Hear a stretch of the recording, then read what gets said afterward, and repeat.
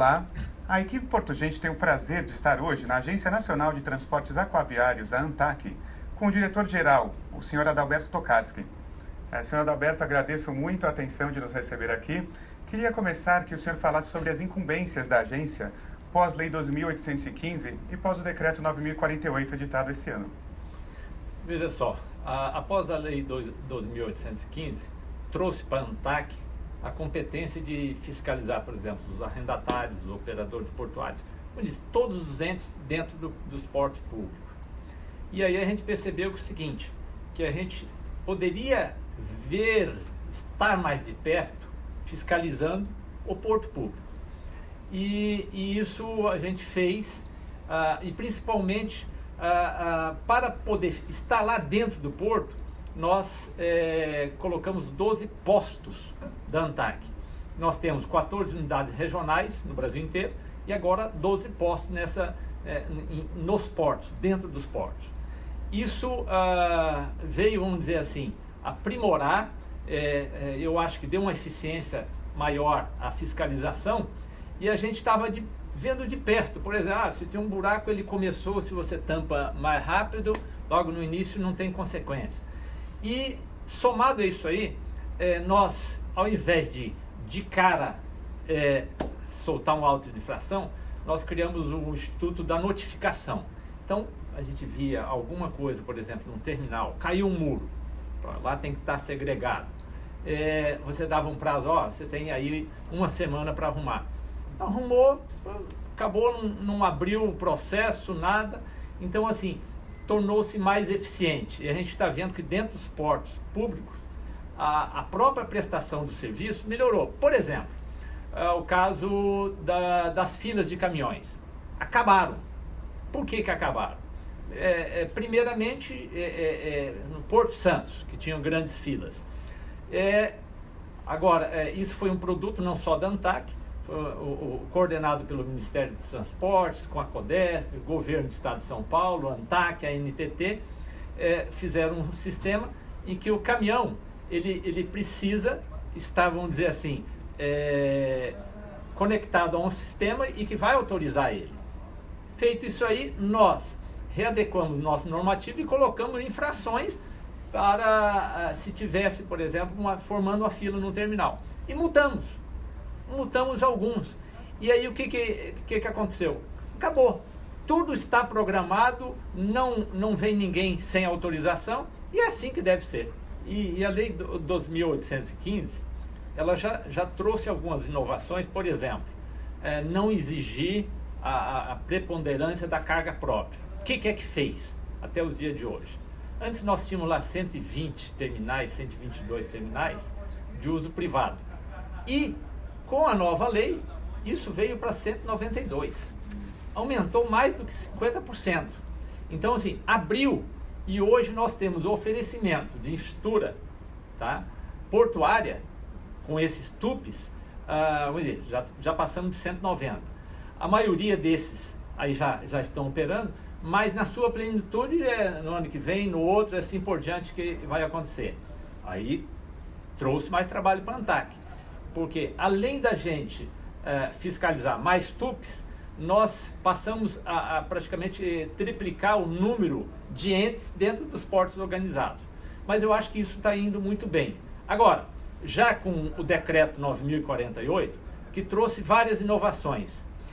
Primeiro, flexibilizou bastante. Primeiro que nós tínhamos um arrendamento que podia 25 mais 25. Hoje é 35 mais 35.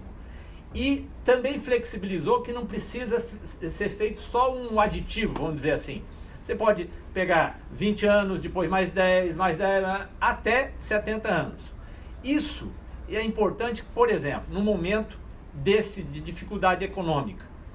De repente, o terminal, ele pode fazer um planejamento agora para fazer investimento só de 10 anos. De repente, ele não fica obrigado, que antes era, às vezes, a segunda perna, 25 anos. Na verdade, se você faz muito longo, você não sabe o que é que vai acontecer mesmo. Porque, na verdade, estudo de viabilidade técnica, econômica e ambiental é uma projeção com os dados que a gente tem hoje. Daqui 10 anos, muda-se tudo.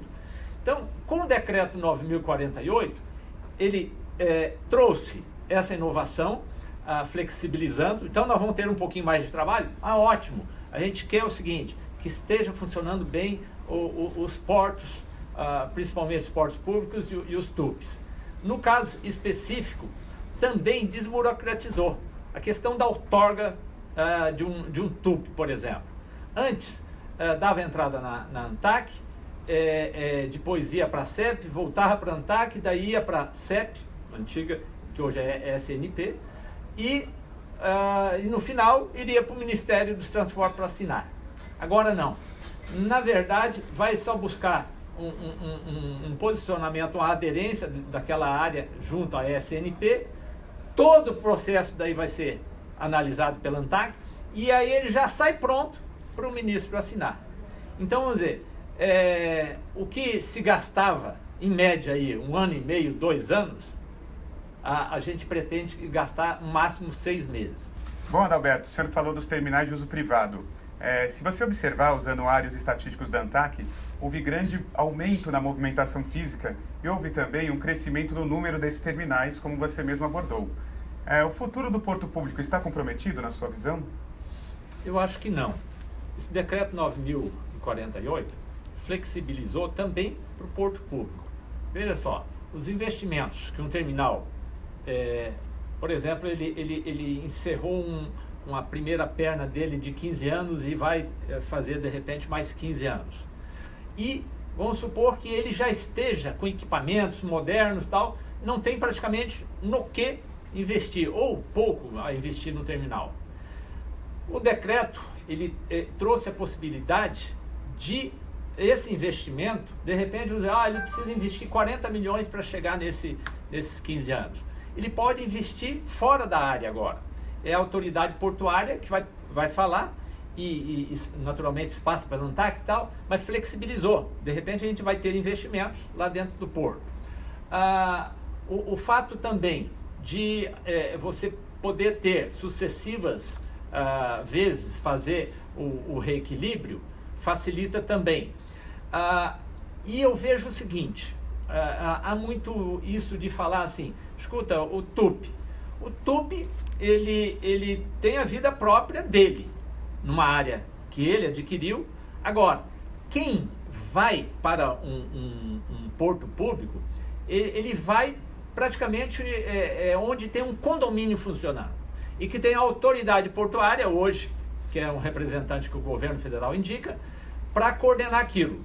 Qual que é a vantagem? Por exemplo, acesso. Você pode olhar quais são os TUPs que têm acesso ferroviário. Muito pouco. Quais são os portos públicos que têm acesso ferroviário? A grande maioria. Por quê? Se for, isso funciona como um condomínio, fica mais fácil viabilizar. Por exemplo, a questão de dragagem.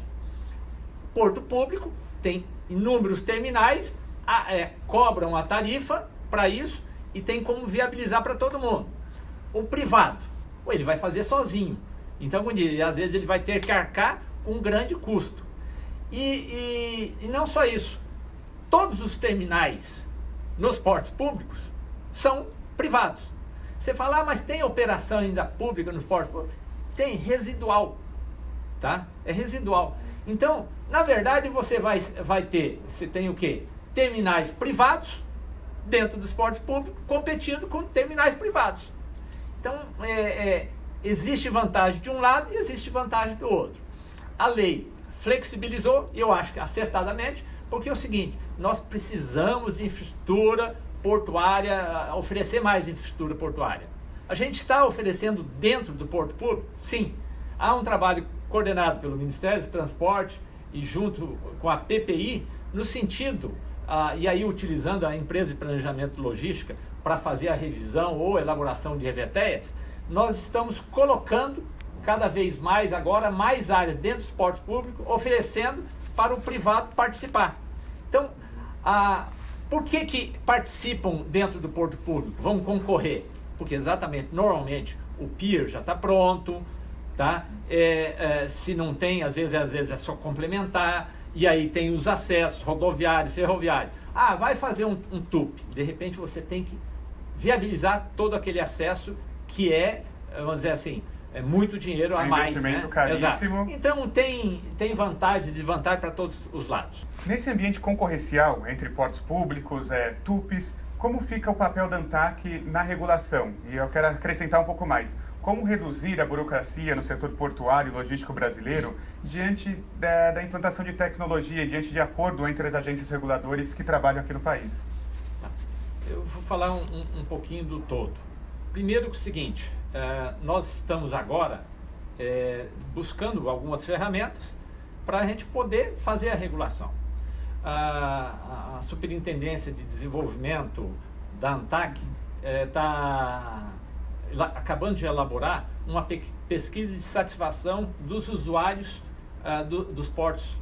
dos portos. Isso aí vai nos trazer, tá, essa percepção do usuário e para a gente poder trabalhar essa questão da regulação. Para isso, veja só, nós estamos um pouquinho mais na frente, de repente um mês à frente, nós já vamos ter uma norma entrando que é direitos e deveres dos usuários nos portos, vamos dizer assim. Isso é um avanço nosso, porque a gente ainda não tinha chegado a perceber bem qual o direito e o dever do usuário. O pequeno usuário, principalmente, ele tem uma fragilidade em relação, às vezes, ao terminal, à empresa de navegação. E aí, por exemplo, um pequeno usuário, ele colocou 100 containers no porto, tá? E aí, tá numa programação, ele colocou no dia certo, alguns dias antes, tá tudo ok, e aí, naquela semana, iria passar a um navio dentro da escala normal programada. Por alguma razão, esse navio pulou a escala, não veio para esse porto. Aí o container tem que ficar até a chegada do próximo navio. Antes, sabe o que se fazia? Cobrava do usuário, tá, essa sobreestadia. O que nós estamos inovando, trazendo nessa norma? Quem deu causa é que tem que pagar. Então, vamos dizer, você protege quem não deu causa a algum problema. Então, vamos dizer, nós estamos trazendo isso aí, já está quase por sair. Algo mais que a gente está fazendo é o seguinte, tendo um olhar maior, principalmente no porto público, do todo. Por exemplo, nós temos problemas, às vezes, de acesso rodoviário, ferroviário, e vamos lá, acesso por água, dragagem. Dragagem, Ministério dos Transportes, que trata disso aí, tá. Agora, de repente, chega uma ferrovia dentro de um porto organizado, e aí a pergunta é, escuta, quem é que regula? Quem é que fiscaliza? A ANTAC ou a NTT? Tá dentro do porto organizado, é nosso, mas é ferrovia. O que nós fizemos? Estamos fazendo, né, uma parceria com a NTT para exatamente agir em conjunto. Por exemplo, no Porto Santos, isso já ocorre na prática. E a gente conseguiu melhorar bastante aqueles últimos 15 quilômetros, que às vezes é o seguinte, uma ferrovia tem 2.000 quilômetros e os 15 de acesso, chegada, que era o problema. Há dois aspectos que a ANTAC está utilizando para, vamos dizer assim, simplificar, dar uma condição melhor para quem precisa de uma autorização da ANTAC, principalmente na outorga. Nós estamos concluindo agora, no final de outubro, tá, o primeiro sistema, vamos dizer assim, elaborado de outorga eletrônica para navegação fluvial. Até o final do ano, a gente pretende ter uma outorga eletrônica para navegação de cabotagem, navegação de apoio portuário, apoio marítimo. Então, vamos dizer, na parte de navegação que a gente autoriza o todo, a gente pretende ter isso eletronicamente. De repente, um empresário está lá na Amazônia, ele entra num computador e coloca lá os documentos tal, e vai ter uma validação, isso se ganha tempo. Já ganhamos muito tempo, porque nós temos um sistema sem papel aqui já. Tá? Então, esse eu acho que é um avanço. E outro avanço, porque a ANTAC, ela regula o transporte de passageiro na Amazônia. Então, pessoas. Lá pelo menos 5, 6 milhões de passageiros por ano é regulado pela navegação interestadual e de fronteira que a ANTAC faz. Estamos também o seguinte, fizemos um convênio com a Marinha e está sendo desenvolvido um sistema de monitoramento da embarcação. Era para ser só para passageiros na Amazônia, esse sistema vai ser para todas as embarcações do Brasil como um todo. Isso é super interessante porque é o seguinte, a gente vai poder fiscalizar, por exemplo, uma embarcação que saiu de Manaus, foi para Tabatinga, mesmo sem eu ter um fiscal na ponta, nós vamos poder saber que hora que saiu, se saiu atrasado ou não, se passou nos pontos que ela deveria parar, inclusive nós estamos georreferenciando todos os terminais e saber se chegou em Tabatinga no horário correto, se saiu no horário correto. Então, vamos dizer, a gente vai buscando eficiência. Isso também vai servir para a segurança. Se tiver algum problema, a gente vai saber aonde que ela está parada. Então, assim, nós estamos procurando regular, fiscalizar o transporte aquaviário utilizando a modernidade, né? A tecnologia, e eu acho que agora com essa outorga eletrônica a gente vai avançar bastante. Bom, conforme vimos, né, os desafios logísticos para um país das dimensões do Brasil são muitos e é muito importante que a gente leve esses esclarecimentos a público e que deixe bem claro o que está sendo trabalhado aqui na ANTAC e nos outros órgãos de governo. Por isso, senhor Adalberto, queria agradecer a sua participação, ter nos recebido aqui e quero deixar livre para as considerações finais aqui para o nosso Web Summit Porto Gente. Eu acho que a ANTAC tem um grande desafio, que, por exemplo, com a nova lei, novo decreto, nós temos aí pelo menos mais 60 TUPs para ser outorgados. Tem várias áreas sendo colocadas para arrendamento. Então, cresce um pouco mais o trabalho, mas eu acho que a ANTAC está atingindo a maturidade. Nós estamos com a nossa fiscalização agora no Brasil como um todo, e aonde que a gente não consegue estar, porque não temos tanta gente assim, buscando a tecnologia para ser mais eficiente. Bom, muito obrigado por nos assistir. Logo aqui abaixo do vídeo, alguns relatórios, algumas estatísticas da ANTAC que você pode conferir e deixar seu comentário também. Muito obrigado e até a próxima.